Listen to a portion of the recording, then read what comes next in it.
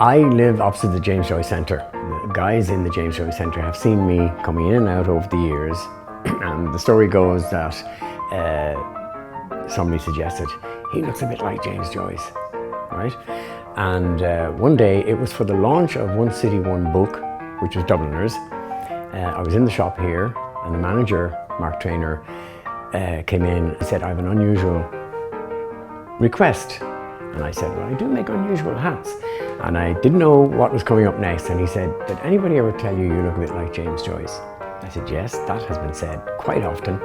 So he wanted me to be the James Joyce lookalike for the launch of One City, One Book, which was in the Mansion House about 5 years ago, I think.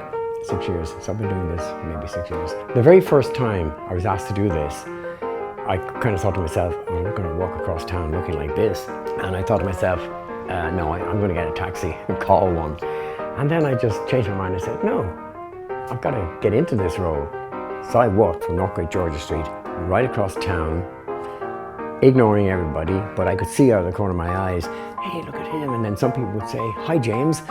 And I said, hey, this is working, you know. So I'm not self-conscious about it. I enjoy it, and the people I meet are amazing.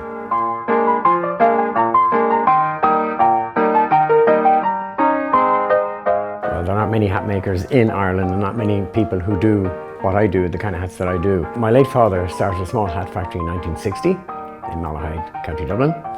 At that time, we only made ladies' hats, and we had probably about 20 people working for us. During the winter, which is our busiest period, it's hard to believe, but we were producing 1,000 hats a week in the autumn-winter period, and none of them were leaving the country. So that shows you the level of hat wearing in Ireland. Nothing has changed in how hats are made, really, in literally the centuries. In fact, when my father started, he used second-hand machinery, which we still have, and they're second-hand machinery from the 1800s. So nothing is sort of automated. We're the only makers of Panama hats in Ireland, and in fact our president has 2 of them. He was seen last year going to Cuba, our man in Havana, looking very, very sprightly and very dapper. In fact, I made one for him 2 years before that when he went to Gallipoli, which was for the war commemoration services. And of course he couldn't go like he was the man from Del Monte checking on his oranges.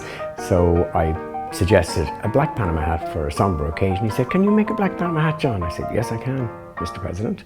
And we did.